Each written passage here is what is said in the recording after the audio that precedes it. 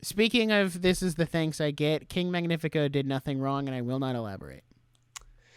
I'm going to need you to elaborate on that one. Okay.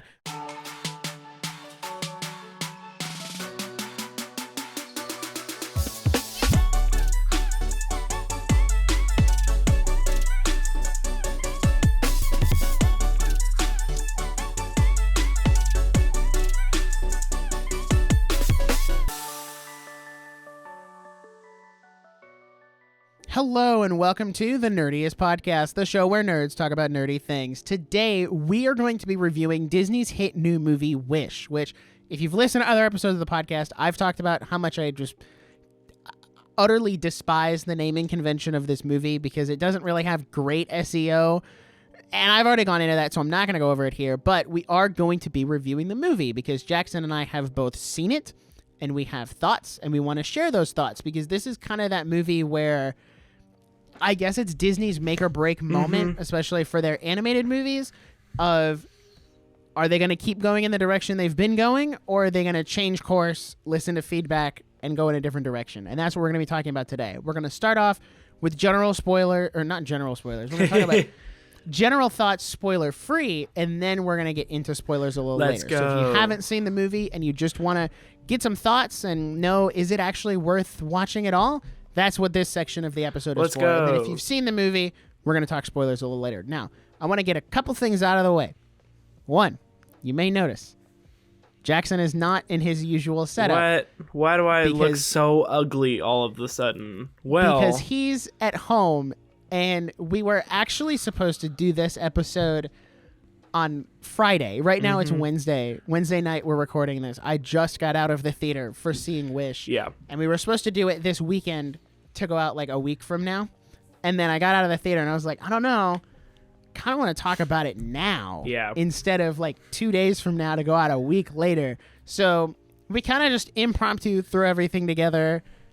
He's gone back to the old Blue Yeti microphone, like the good old days. Reliable. I'm telling you what, man, back in the day, you could just plug in your Blue Yeti and conquer the world. I feel like we're just out of that era of YouTube where you can just plug in even your snowball. Just plug in your snowball and change the world. You used to have a snowball. Don't lie. I did. I didn't use it for the podcast. Well, I did use it for the podcast. I used it for the first 8 episodes. So just so you know, I will not sound or look as good. I'm also like recovering from like a throat thing. So I'm just going to generally sound bad, but that's okay. We're here to talk about Wish and it's going to be great. I have a lot of thoughts. I have a lot to say. But first, general thoughts. Also, this isn't like a full episode. This is just a quick review that we wanted to get out so we can make more content for you. Weekly recap, no nerdiest news. Right. None of that. We're just talking about the movie. If you want to get all of that, you can go listen. We just put out an episode on the Zelda movie, and there'll be an episode out in a couple days from when this episode comes out. So anyway, we'll be back to the normal stuff soon, but this is just a movie just a review. little bonus for you guys because we love you so much. But general thoughts, general spoiler-free thoughts, because you saw it first. I did see it first. I saw it last night on Tuesday night for $5 movie day, because going to the movie theater is freaking expensive these days. So true. It cost us $40 for me and my 2 sisters to go. $40 for 3 people. $40 for 3 That's people. insane. I don't know, because there's actually a lot of movies coming out soon that I actually want to go see before the end of the year. But anyway, general thoughts. Generally speaking, I liked this movie. I think that it is the most Disney-like Disney movie that they have made in a very long time. It was very, I don't want to say formulaic, but it was very much of what they used to do. It really brought me back to some of those, not only the classics like Snow White or Sleeping Beauty or like really, really classics, but also some of the classics like Tangled, Frozen, that kind of stuff. Like, it was really good to be in the theater watching a good animated Disney movie. And I will say that I have some gripes. I think that the pacing is really bad. but I don't think that doesn't make it a bad movie. There are some gripes I have with it. Pacing, the music, in my opinion, is kind of weak. And that feels like a hot take. I think a lot of people really like the music. I don't really. You can form your own opinion about that. I think everyone that sings does a really good job. It's more about the structure of the songs for me, more about the lyrics, and they feel very choppy. Other than the pacing and the music was kind of disappointing, I feel like this was a really good homage to classic Disney as their like 100th anniversary movie, because that's kind of the point, was like, oh, when you wish upon a star, super, like, there's a ton of like Disney references in there. There were a lot of references. And I thought it was really good. I really enjoyed it. I ended up saying 3.5 stars because it wasn't my favorite movie of the year, but I also think that the critics were really dramatic. You know, the Rotten Tomatoes score is pretty divided. I think the critics said like 45, while the audience said more like 85. You can fact check me on that. But I think the audience is right on this one. I think the 75, 85 feels pretty accurate to me.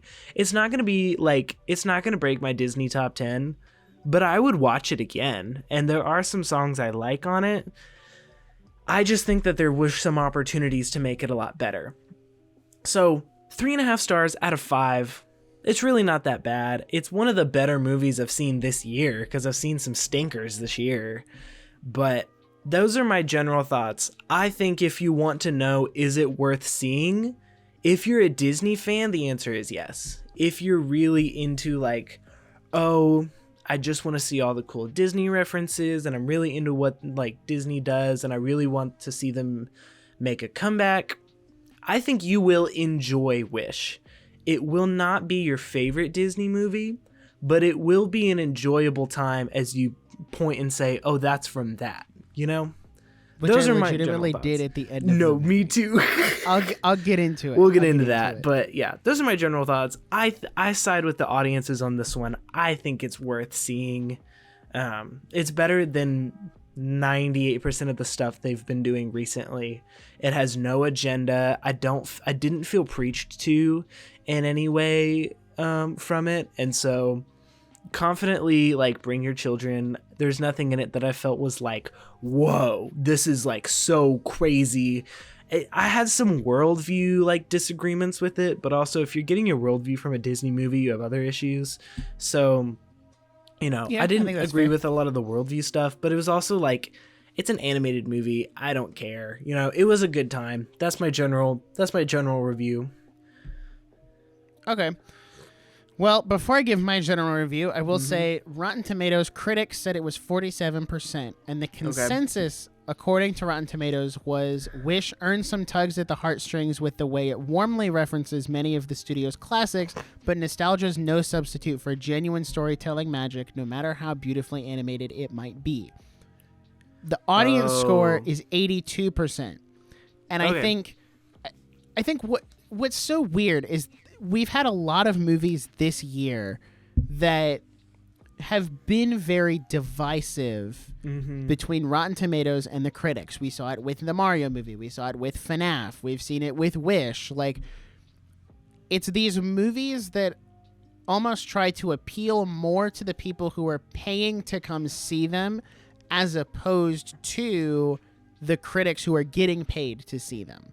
And I think that's something that the studios are recognizing, because you look at, like, people saw bad Rotten Tomatoes review for the Mario movie, highest grossing movie of the year. Nobody really cared what the critics had to say. And if you did, you already, like, weren't going to go see it, or you were on the fence. Like, if you let a Rotten Tomatoes critic influence whether or not you're going to go see a movie, I think that says more about you, because I do feel like we're in an age where, rather than saying, well, what does Rotten Tomatoes say about it? You just go and ask your friend who may have seen it, or you see what people on the internet have to say about it, as opposed to the critics who are like, well, we're going to pay you to say bad things about this movie, or we're going to pay you to say good things.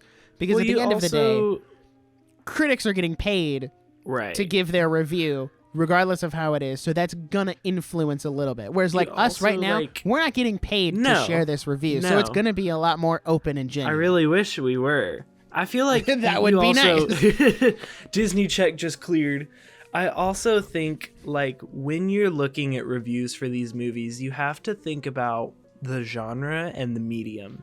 So critics are not going to give the Mario movie a 10 out of 10. Critics are going to look at a movie very analytically, and they're going to say, what's the storytelling, the pacing, this and that, which is what we're doing, but it's different. Like the critics are going to give Napoleon, a decent review because it's going to be this and that. But if you show them Wish, which the whole point is just to be an homage to their old Disney stuff while also trying to do something new, they're not going to say this was 10 out of 10 because it's not really innovative, this and that. It's like, it's for those Disney fans, which isn't who the critics are. And I'm honestly kind of here for this new era where studios have realized this and have said, okay, let's go do what the audience wants and not really care about the critic scores, because let's be real, when you do what the audience wants, you get butts in seats because people like us say this is good, you tell your friends it's good, Letterboxd reviews look good, and that's really where it matters. And so I think we need to kind of discredit Rotten Tomato scores at this point. Yeah. But I'll let you Rotten continue Tomatoes on your thoughts. Has had a lot of L's this year. Yeah. So my general thoughts, like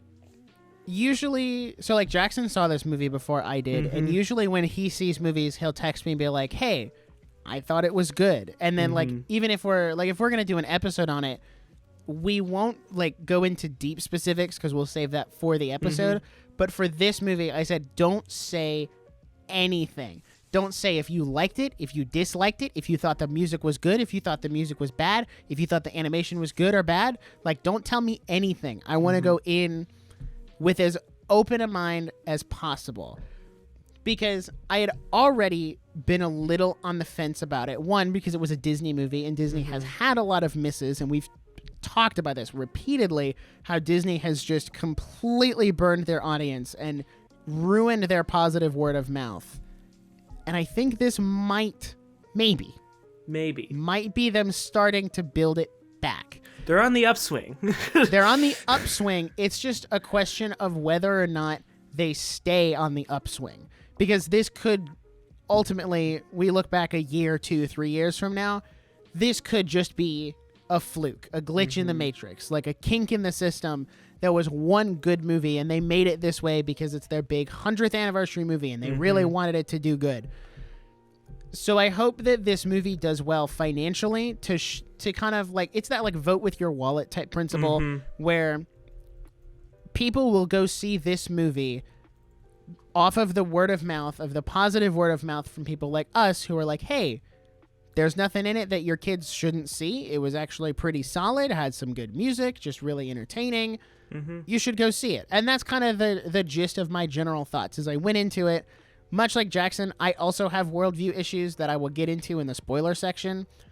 But I didn't, and that was a personal thing. And even if, you get to the spoiler section and you feel the same way I do about the worldview stuff, I don't really feel like it took away from my overall experience. Like, I don't feel like it ruined the movie for me.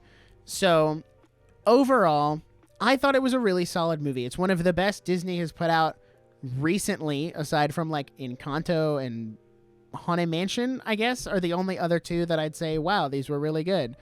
So, yeah, I really enjoyed it, and it kind of shocked me. So, yeah, it shocked me too. Go see it. I just like Jackson said, there's not much in it. I didn't feel like they were pushing any kind of agenda.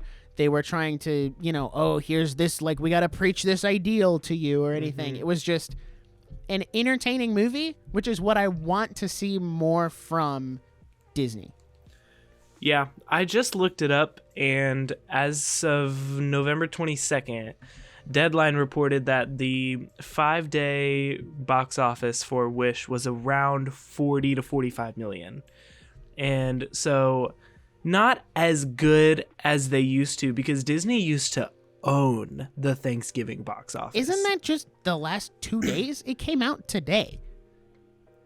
No, it did. Did it come out today? Yeah, it came out November 22nd. Oh, sorry. That's the projected. So that's projected That's for projected the whole weekend. for the whole weekend is about 45 million. But they got about 2.3 million in preview. What's the budget? How much do they need to make to break even? Because I heard they spent a lot on this movie. It was about 200 million before advertising. What? So, and usually when you advertise, you take your budget and double it. Yeah. So they got to make 400 million to break even? Yeah. Oh, that's a tall ask. They haven't had an animated movie make that kind of money in a long time. Yeah. So, I don't know. They used to dominate the Thanksgiving box office. Like, remember when Frozen 2 came out and made $1 billion? Yeah, no wonder they're making Frozen 3 and 4. They need that money. Okay, so Frozen 2, when it came out on Thanksgiving 2019? Yep. Yeah. 19. When it came out in Thanksgiving week 2019, it made $123.7 million. Compare that to the Wish's projected 45 million, which is a little over half. So, you know, they don't. What 4 years of pushing propaganda does to a company. That's so. Whoa! Did I say that out loud? Whoa! Who said that? It's so hard. That's so hard because, like, I really want this movie to do well, but I also understand. Like, I get it. Like, you if you went and saw, like, Strange World and Lightyear, you're just kind of like, I've seen this film before, and I didn't like the ending. Like, I'm okay. But that's part of the reason we're on here, to be like, hey, guys, no, it's okay. Go see it. Yeah, this one's okay. No, this one's good. I promise. I feel like we need a sponsor of, like, Common Sense Media, because we really become honestly, the new Common Sense Media. We're like, guys, it's okay to take your kids it's okay. You can take your kids to go see it. All right. Do you have any other general thoughts before we dive into specifics? I don't think so. Essentially, go see it. Yeah, go see it. If you don't want to support Disney, I get it. I understand. Wait till it's on Disney Plus. Wait till it comes out on Amazon for rent or whatever. Even then, I still think it's worth watching. Yeah. I think the only way, if you're one of those people who really wants Disney to course correct and go back to the way they were 5 years ago, 10 years ago, 20 years ago, these are the kind of movies you need to go see. Because if you don't financially show up, and this, I talked about this with Haunted Mansion, if you don't financially show up for the good stuff, they're going to assume that it's all bad. And that there's nothing they can do to course correct. So they'll keep putting out the bad stuff instead of course correcting with the good stuff. So if you want Disney to go back to the way they were, you have to vote with your wallet and give them money for the things that are good and don't give them money for the things that are bad. So, and if you don't know what's good or bad, listen to the Nerdiest podcast. That's what we're here for, because we're pretty on top of it. Let's go. Also, I've recently learned, check the Letterboxd reviews. I feel like they're usually a pretty accurate representation of what the audience wants and like what the audience likes, because, you know, there are like air quote critics that use Letterboxd, but I don't feel like Letterboxd is paying people to go leave reviews on stuff. It's you generally, like 9 times out of 10, it's general public that's leaving those reviews. So if you need a trusted review source, usually I use like IMDb, Common Sense Media, or Letterboxd is number one to know general consensus of the audience. So this is your point to get off if you don't want spoilers, but also, you know, it's Wish. It's a Disney movie. There's not much to spoil. It's more about specifics. Stuff right. To talk about, which, you know, do you want to just start with like do you want to start with the biggest thing presented in this movie? Right. Which was at the end, or do you want to save that? This is your jumping off point if you don't want spoilers. Go ahead. We're going to jump into spoilers now. Go for it. Can we talk about how does this affect the Disney Cinematic Universe? No, for real, though. Because Asha becomes the fairy godmother. Yeah. The star is the wishing star and the king is the mirror from Snow White. Yeah. So it's how like, does this affect the Disney cinematic universe? Because now all the movies are connected. I feel like the guy who, like, some unpaid intern that put together the entire Pixar theory over like 10 years is gonna like lose his marbles. He was like, you mean to tell me you guys just threw it all together in this one movie? Are you freaking for real? I think it's cool, but that's the biggest problem with it is now you've kind of like, it's kind of like Zelda where they did the first game like way later and didn't start there, so they kind of had to adjust the pieces to make it fit. And even then I'm like, okay, I get it, the king's in the mirror and it's alluded that now he's like in the mirror like in Snow White, but how does he go from like the way he looks to the drama theater mask? I like, don't just know, a floating head. I feel like they didn't even think that far. The kind of impression that I get from this entire movie is they said, wouldn't this be fun? And they just threw it on there and they're like, we don't need to make this a whole thing. It would just be fun. So I'm kind of disconnecting this from everything. I don't feel like in my mind, the king from Wish isn't the mirror from Sleeping Beauty. You know? Like it doesn't really change anything. It's more of a like... It's more like, is this what you're going to pursue? Like, are you going to try this? Because I don't think that's a good idea. I think it was a fun one-off. Like, that's what I really liked. Like, honestly, I'm kind of dumb. And, like, Amy had to tell me, she was like, look, they're all, like, the 7 dwarfs. And I was like, yeah. Oh my gosh, you're right. This is, like, halfway through the movie. And I was like, yo, you're so right. He's sleepy, he's sneezy, he's grumpy. Like, whoa, this is crazy. The one that bothered me a little bit is I was like, that's straight up Peter Pan. Like, that's just...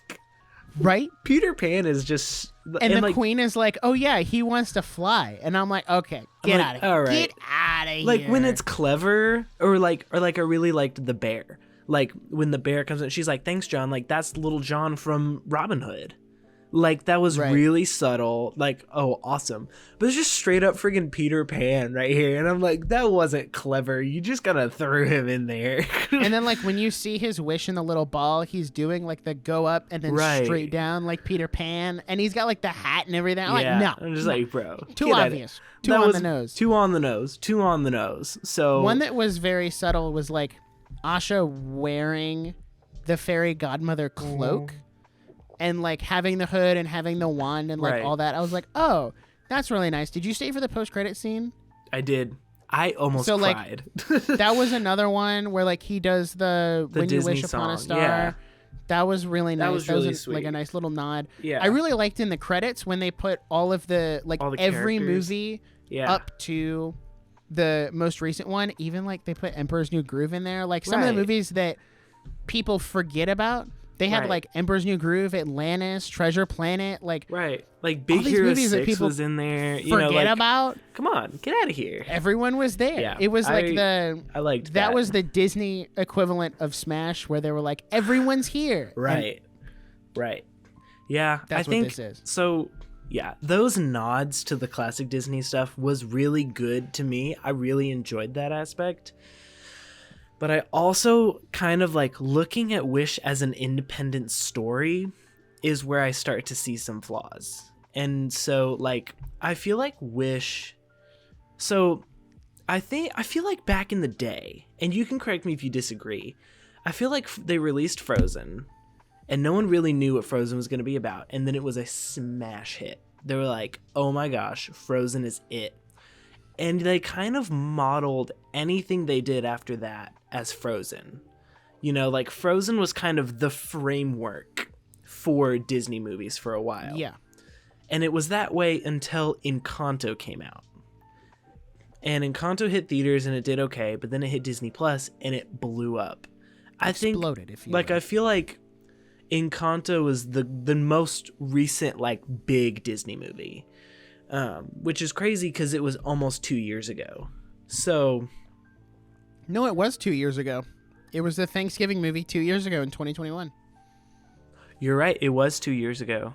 Because we talked about it in early 2022. Right. But it wasn't until early 2022 that it got really big. That's why I got confused. Yeah, it was like because they put it on there in time for Christmas. Right. And then everyone watched it at Christmas and it was exploding on TikTok and stuff. Right. So over I feel New like, Year's and like into January. Right.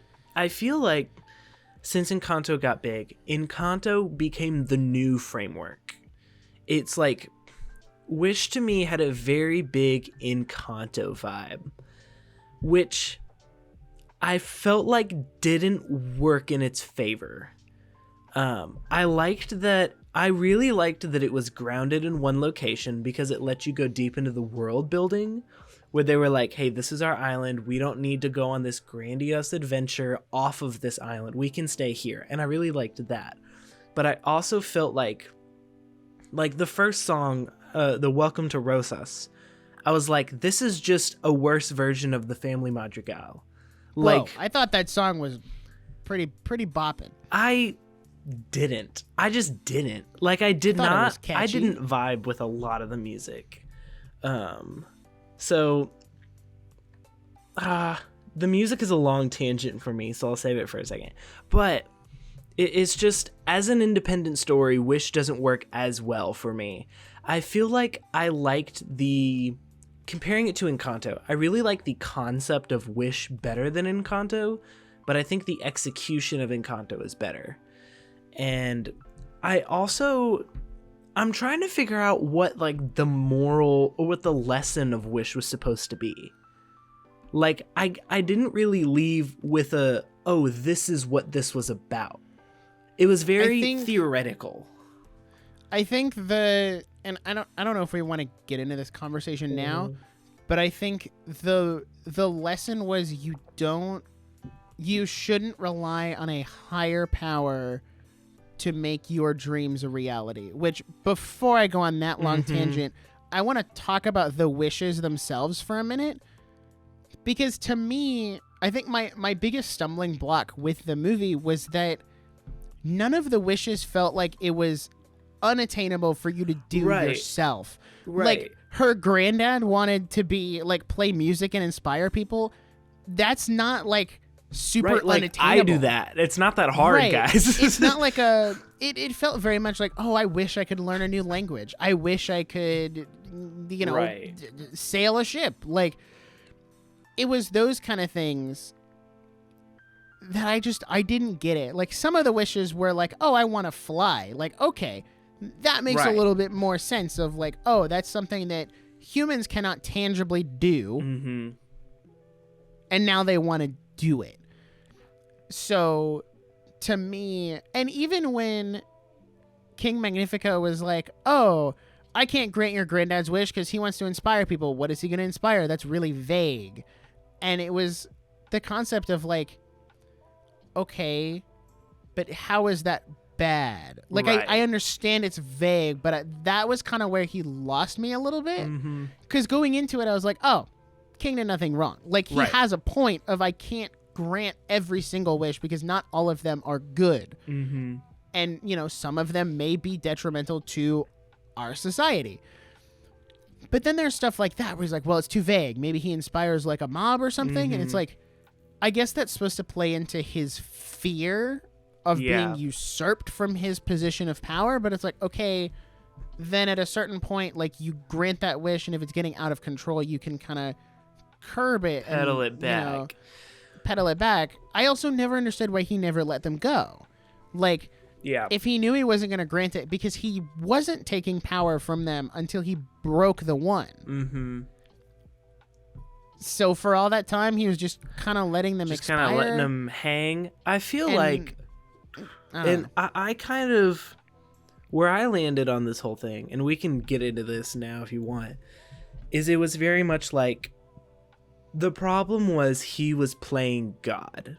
The problem was that, he was just a dude, and so he really didn't have the power or authority to decide what was right or wrong, which is a moral question we have to ask with a lot of our upper leader. I think it was a very timely And good question of like, do we put these people on pedestals? And like, when we do, what happens? And I think that was a good question. But there was also like, since the concept was very theoretical to me, it was very like up here of like, oh, well, we have this wish that we give when we're 18. And, they even bring it up in the movie and they never resolve it. She's like, well, what if our wish changes?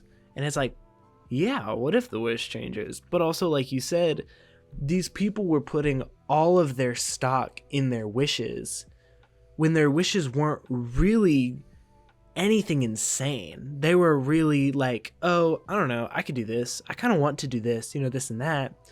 But it was also weird because for some reason he couldn't let them know their wishes. And so, right, like if you let it go, you forgot what it was. Right. So they think that it's something super world changing, but in reality, it's not. Which also is kind of like a Wizard of Oz thing, where like he's in this huge power, and they think he has all the power, but he's actually a fraud because all he's doing is holding the people's knowledge that they wanted to learn an instrument, when it's really kind of like, oh, like you're kind of lame. Let the guy learn an instrument. Right, like who freaking cares?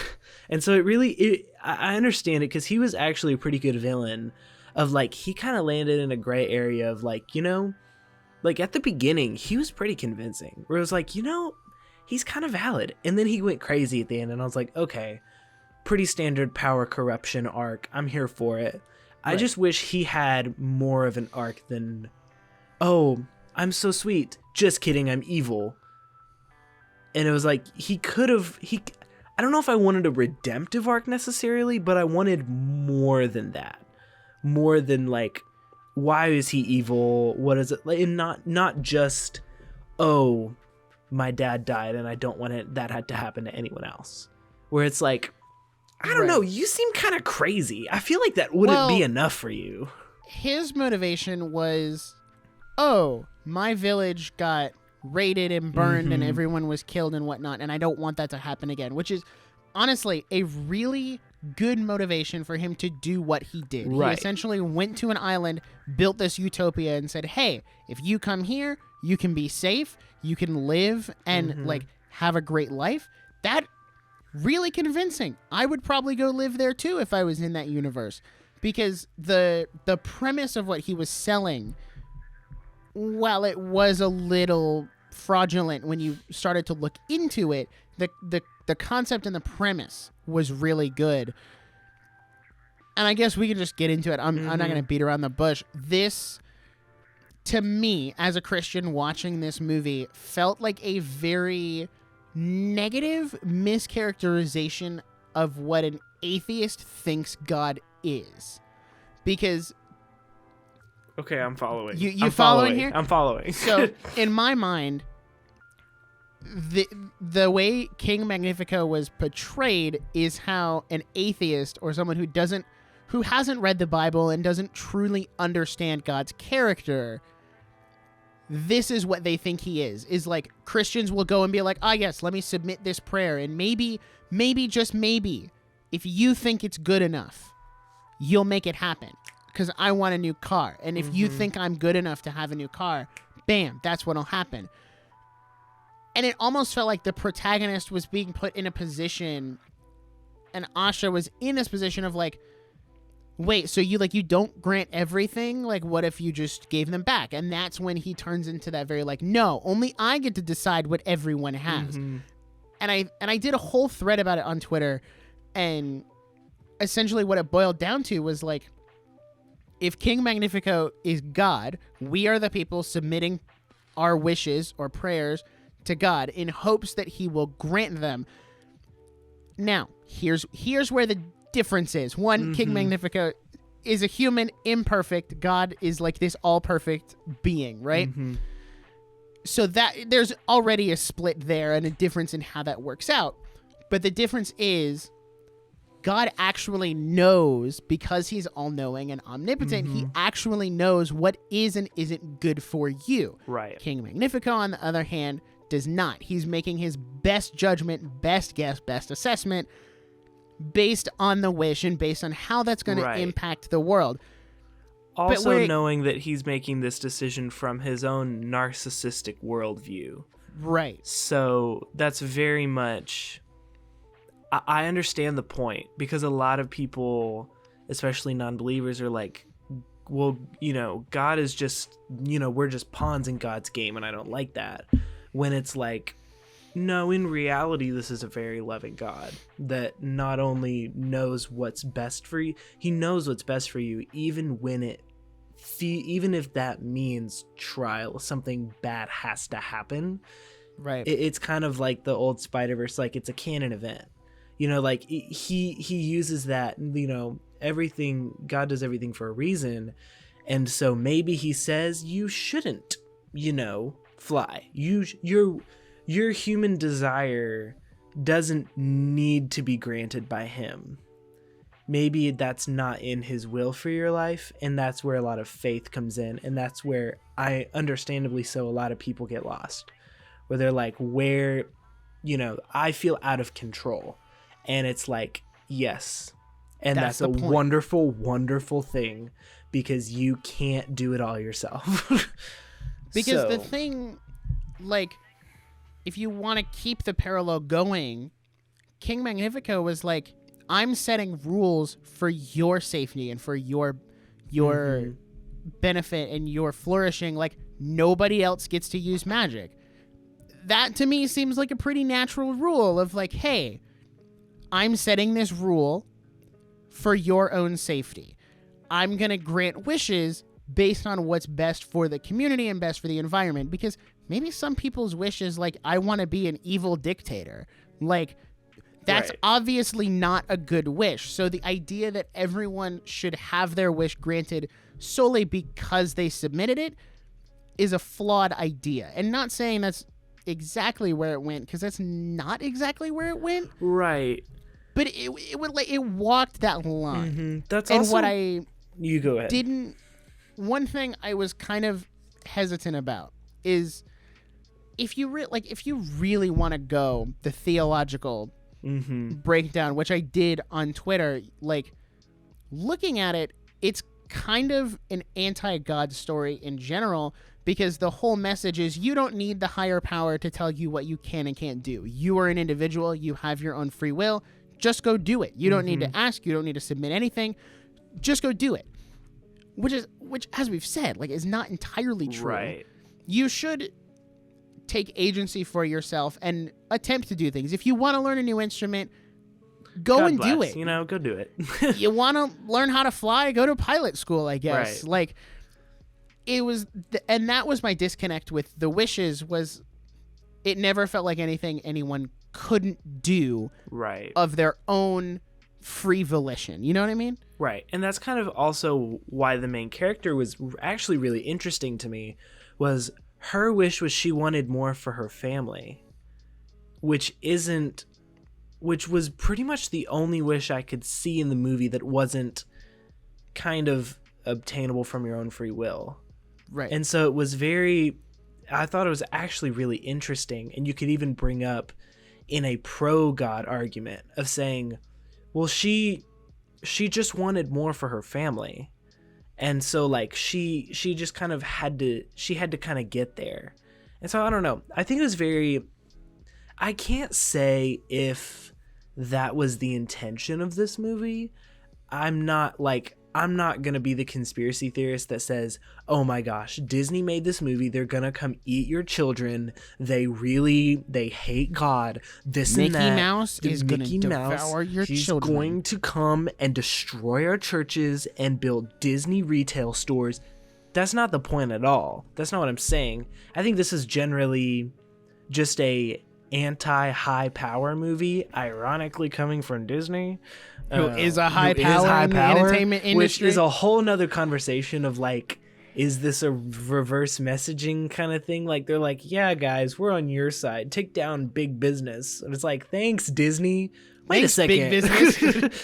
But I don't know. I'm not here to say that was the intention. I just think it's an interesting conversation based on where the world is at right now. And yes. I think that's an interesting way to bring that up.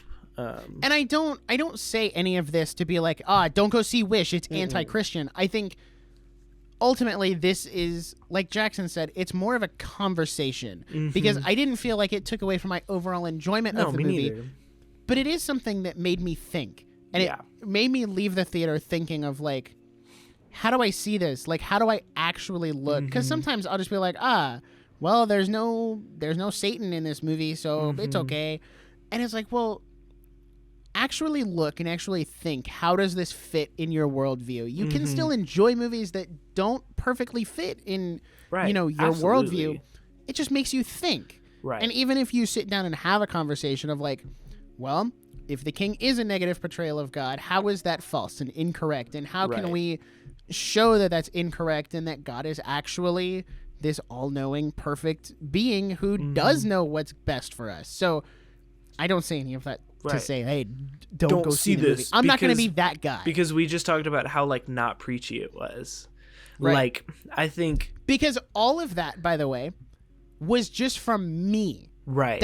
I never felt like that was the message that was being wasn't the point preached. Right. That was just what I took away from it based on my Christian worldview. Right. It's so interesting too because at the end, she go along with this and say that the point was to you are in control of your own destiny. You command your own life. Whatever. At the end, they all had their wishes back. And they were happy. Where that's kind of where it truly lost me, where I was like operating, and it's just an interesting world thing of like, this is kind of where we're at, of like, if you think that if you had all the desires of your heart, you'd be happy, when that's not it. That's not what I believe. And so that's really kind of where I was like, trying to figure out the message. I was like, what's the lesson here? Like, what are we trying to say? Because at the end, they got their heart's desires and were like, okay, they live in this perfect utopia. And I was like, the heart is deceitful above all things, guys. Like, I can't, guys. I don't know. That's a whole nother conversation. If you'd like to continue that, whatever, we're open. I think that was a very interesting conversation, interesting thing to take away.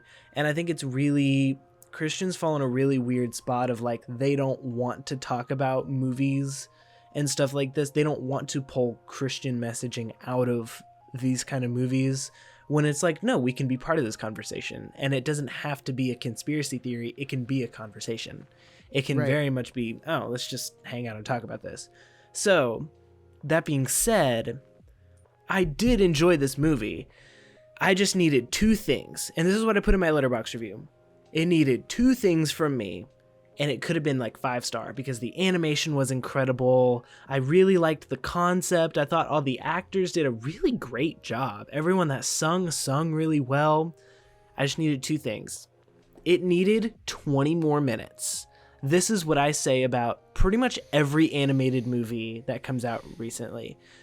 Maybe, if not 20 more minutes, it needed to be restructured with what it gave time to. Because the first half was really slow.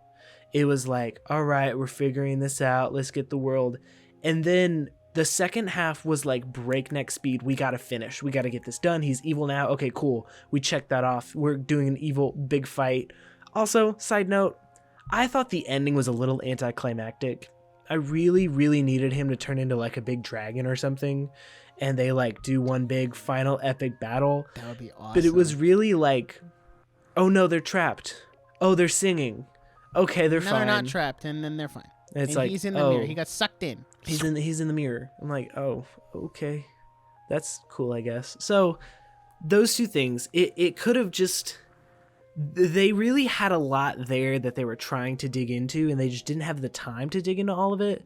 Like, I feel like at the end, the queen, like, air quotes, switching sides was supposed to be a big deal, but we didn't really see a whole lot of the queen, of her character in the movie. You also knew it was coming from the very beginning. Nobody was shocked. Like, it didn't even feel like the characters themselves were shocked. Right. They were like, oh, because finally. They were like, oh, it's about time. Right. So because I did like that she was able to initially talk him out, Mm-hmm. because I feel like we get these power hungry villains and then nobody actually speaks some common sense Right. to them, where she was like, hey, take a breath. You said not to use that. You have to follow your own rules. Like, let's take a second. It's like, hey, this is fine. We're gonna be okay. Right. Yeah, she was. Now, she he did went good. back and used it anyway. I want to say, here's my. We can go back to your points. I want to throw out this crackpot conspiracy theory. Okay. If you really want to go with like this is the Disney Cinematic Universe and this is the beginning. Okay. That forbidden book had a lot of pages. Now, it also, his magic wasn't the traditional villain lime green until he started using the book. But if you look on the front of the book, there's a serpent of some kind. I interpret it as a dragon. You can say it's a snake or whatever, but it's a serpent eating its own tail, which, if you didn't know, is the symbol for Ouroboros, which represents a continuous repeating cycle.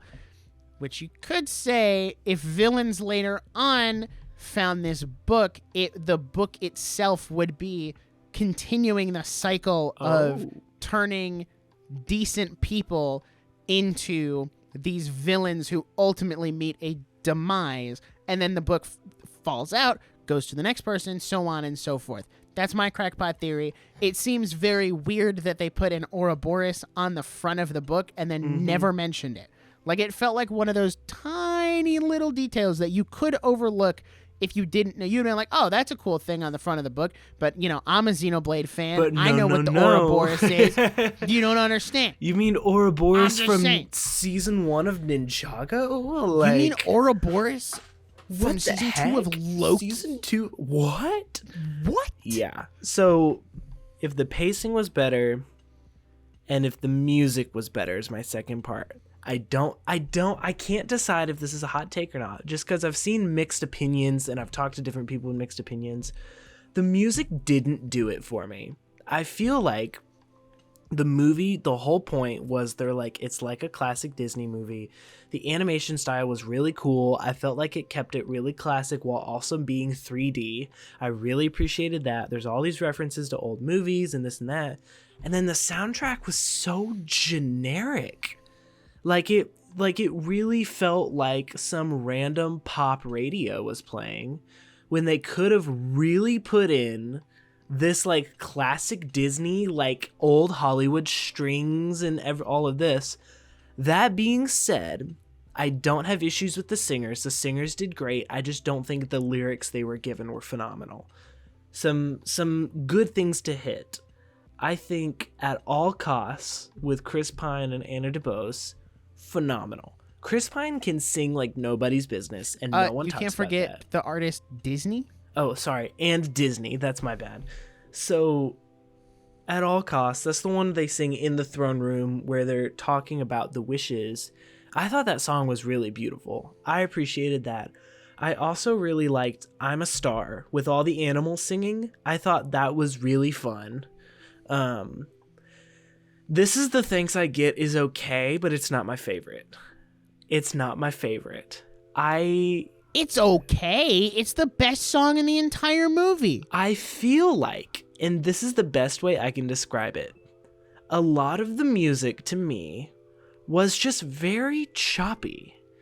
I felt like they were really pushing for that Let It Go, We Don't Talk About Bruno, like one of these is going to hit big on the charts, but none of them felt like I could join in. Like I didn't feel like I had something to sing along to. It felt very choppy, like I didn't know where to come in. It was very, I don't know, I felt like they were trying for the radio-friendly Disney hits, and it just didn't work. I also think This Wish, I have just a gripe with it because it felt anticlimactic. She goes like really small at the end when she had a big opportunity to like do a full Idina Menzel, like big full chest voice, like everything. And then they just didn't. And it just kind of ended. And I was like, where was my climactic Into the Unknown moment? Like there was no there's not like a song from this movie. Also, the soundtrack, like, it could have used more music, in my opinion. Like, I would have appreciated that. Because you think about old movies like, what would Aladdin be without the music? What would Beauty and the Beast be without the music? And I feel like this, to me, felt like they wrote the whole story and said, okay, now we need to throw some songs in there. And they did some good songs on it, but they weren't like as connected as they should have been. And it kind of undercut the classic Disney feel for me. That being said, all the singers did a very good job. And there are some really good songs on there. I just wasn't as impressed as I wanted to be. That's my soapbox about the music, and I know you disagree, and so I'd like to hear your thoughts. Here. Okay, I don't think it's anywhere near even like a top 20 Disney soundtrack, but it was good. Yeah. Listen. I'm looking at the track list on Spotify. I really liked "Welcome to Rosas," "At All Costs," "This Wish." I could have gone without the animal singing song. I thought that was fun. That was when I felt like that scene went on way too long. That one was one of the, like, there's a couple times in this movie where I laughed out loud and felt like I was having a great time, and I'm a Star was one of those moments where I was like, this is actually kind of fun. Not one for me. Dang. Okay. I really love This Is the Thanks I Get. Chris Pine, what can I say? Really sells it. I'm going to come back to him. This is one of the few Chris Pine roles I actually liked, though, because I don't really like Chris Pine. I'm going to come back to Chris Pine. Okay. Knowing what I know now, it's okay. I was going to say... It's really fun, though. It is fun. Like, it's really catchy. I forgot about Knowing What I Know Now. I do like that one. I think that one's pretty good. It has kind of an Imagine Dragons feel, I'll be real. Like, you know those, like... 2015 Imagine Dragons, where they were like, the world is ending, let's go to war. That's kind of the vibe I got, and it was fun. Okay. But and then the other ones like This Wish, Reprise. Every Disney movie's got to have a reprise somewhere. Cringe. And it's kind of like, okay, I mean, it was good. I think like I said, so the first couple songs were really fun, especially Welcome to Rosas. I know you think it's just like a worse version of the Family Madrigal, which you're so right. But it was still fun to listen to, and I thought it was enjoyable. I was a little upbeat. I was like, okay, I'm getting into it. Yeah. This Is the Thanks I Get. That's my favorite. I don't know. I think you're going a little too hard on the music. And here's the thing. I don't think we had room for any more music. Like, even if you added the 20 minutes that you're talking about adding, I still don't feel like we had that much room. I'm gonna compare this to Frozen. That's what I'm literally doing. I was like, Frozen. Okay, so list. Wish has 1, 2, 3, 4, 5, 6, 7, 8. 8 songs. Frozen did not have more than 8. There's no way. Hold on. Let me look at Encanto. But here's the thing. Even if it had less than 8, shut your face, it had 10. Haha. Okay, sorry, 9. Encanto had 8. Okay, here's the thing about Encanto, though. Almost every song on Encanto was a banger. Like, so you're saying it'd be fine if there was 8 songs if they were good? It's not. It's less about the amount of songs. It's just I only enjoyed like 3 of the 8. Okay. So like, and then you look at like Frozen Heart. You know, it could be skipped, but it's pretty good. Do You Want to Build a Snowman? Iconic. For the First Time in Forever, iconic. Love is an Open Door, iconic. Let It Go, iconic. Reindeers Are Better Than People, In Summer. For the First Time in Forever reprise, the only reprise I actually listened to. Fixer Upper, banger. That's what I'm saying. That's 9 songs, and there's not a single skip for me. Frozen 2 also had 8. Yeah, Frozen 2 is also like a no skip, though. What are you skipping on Frozen 2? Show Yourself. Disagree. I think Show Yourself. No. Show Yourself goes crazy. Is an inferior version of Let It Go. I'm sorry. The only good part of Show Yourself is at the very end when she starts singing with her mom. That's the only good part. When she lets her hair down is the good part. Her hair was already down. Thank you very much. Actually, yeah. So, just the Wish soundtrack is not bad. It's just not, I don't think it's what it needed to be. I think they chose the wrong style. It could have been better. I'm not going to argue. It could have been better. It could have been better. I just think you're saying it's like a 5 when it's really like maybe, or no, you're saying it's like a 3.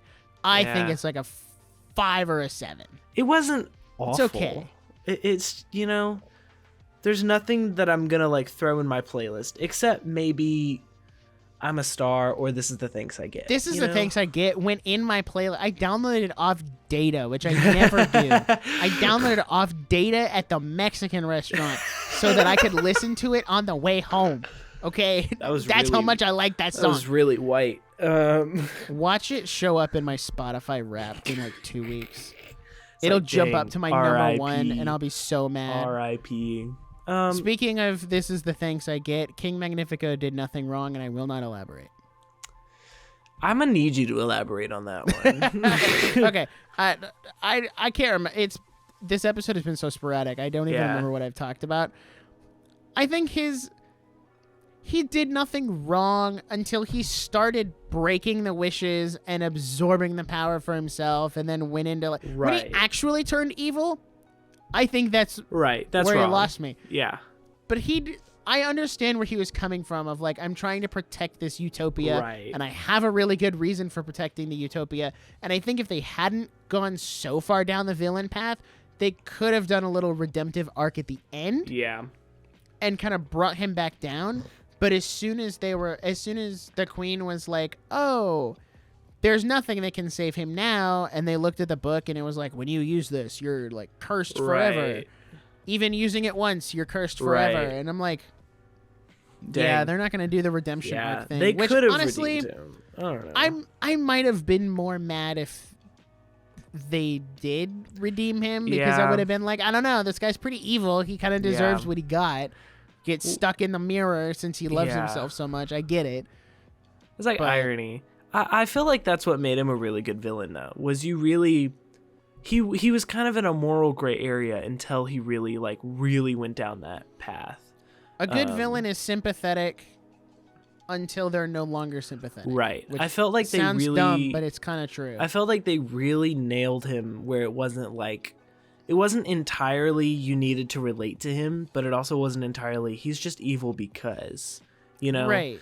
I thought there was it's a really good like middle ground Star, for him. where you're like, okay, well, that's a awful example. I'm trying to think of another.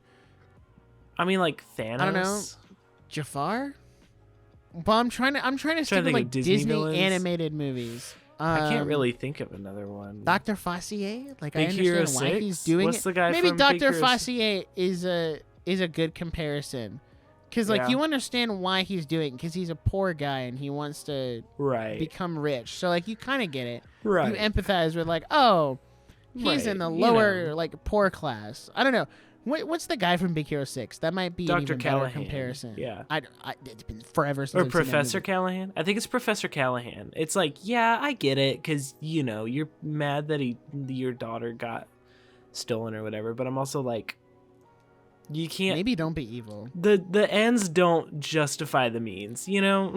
Right. It's like, but honestly, just to spout some good things about this movie... I thought I really fell in love with the characters, especially all of her friends. I thought were really sweet. It kind of gave me a bit of a Big Hero 6 vibe in a good way. I felt like they were a good team. I really liked the little Luma star, that floated around. He had some really funny visual bits that actually made me laugh out loud. Like when he pulled out his yarn and he did his little strut, and they opened the door and the chickens were doing a whole number. It was very Muppets-esque, and I was just like, this is fun. This is really fun. They really used the animation medium to its fullest. This is a movie that they ironically could not make a good live action version of. I think that they really nailed the using your animation to its fullest on this one, and I really appreciated that. I finally, while we were talking, I looked up where I've heard Valentino's voice before. Oh, right. Because it sounds so familiar. It's Alan Tudyk. Okay. Who did I think the closest voice he's done that would be to Valentino. to Valentino would be the guy from Frozen.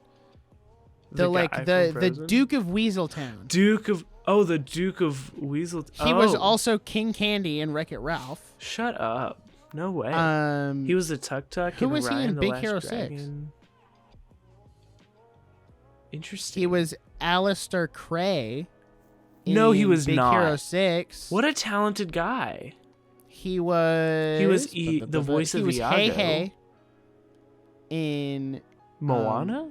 Yeah. Bro has a He was IMDb. K2SO in Rogue One. He was Gary in the Santa Clarita Diet. Who is he? Wait, Duke Weaselton is in Zootopia? Interesting. This guy, I didn't realize he had such a like long IMDb. Like he's been in a lot of Disney movies. He has. He's a very talented. He's kind of like voice the actor. modern day John Ratzenberger. Yeah, that's where awesome. he was in every Pixar movie. Dang. So that's why he sounds so familiar because he's in everything. Exactly. All right. Well, do you have anything else to say about Wish? So we can wrap this up. I'm pretty Disney, good. please make more movies like this. Yeah, make more good movies. I'm you know. very interested. I don't remember where I saw the quote from. I saw it on Twitter. It was a headline. Apparently, Disney currently has 10 movies in development at the moment, including stuff like Zootopia 2 and Frozen 3 and 4. Toy Story 5. That doesn't count. They were talking about Is like that Pixar? Disney animated Okay, films, Disney animated. Not including Pixar. Nothing in the branches. And the way whoever said that worded it was like that includes sequels and original stuff too, which means they do have more original stuff planned, which is what we talked about on our last episode, was have your Wish, have your movies like Wish, but also have your stuff like Frozen 3, Frozen 4, Zootopia 2. Like, as long as there's a good story to tell, I don't think people get upset about like Frozen 3 is a thing. If the story is really good, like if you have a good story justification and it's really entertaining and you build on the world that you've already really established, sell it, then nobody really cares that it's Frozen 3. We just want good stuff. That's why we don't want Toy Story 5 because the story's done. There's nothing else to add there. The story's done. You've ended that story twice now, and you're trying to undo it. And again. Pixar, I could do a whole episode on where Pixar's at right now with like they're just. I don't know. It's a whole I thing. saw the Inside Out 2 trailer, and it did not make me want to I go see did the too. movie. I booed in the theater during that trailer. Amy got mad. She's like, "You can't do that," and I was like, "I don't care." Boo! It just didn't instill confidence, and I was like, it's a teaser trailer, i.e., they're not done, but they need to meet a deadline. And i.e., they're not done, but Disney does not want to delay the movie past June. So they're like, we need to show something. And they're like, so all right, throw some put together a trailer. Some intern like throw away his weekend to put together this crappy clip compilation of sitting what at we his have. desk in the pitch black on Final Cut Pro, it's like hamming away at the Inside Out 2 trailer. He's like doing the title animations of like all the emotions. He's got a keyframe, all the changing words. Do you think he? Poor guy. Do you think gets he like paid $5 an hour? Do you think he like lives for it and he's like in the Disney college program, or do you think he's like, I'm going to end my life? No, I think he's closer to the second. I think he's like, I live in California. I don't get paid enough for this. Editors unionize and the strike win. Yeah, I don't have anything else. I'm pretty good. Essentially, Disney, make more. You know, we keep doing good stuff. We can go on a long rant about our issues with it, or you know, whatever, the pacing, this and that, the music. At the end of the day, this was a lot better than what Disney has been making, and I want to see more like this. And I highly recommend you go see it if you haven't.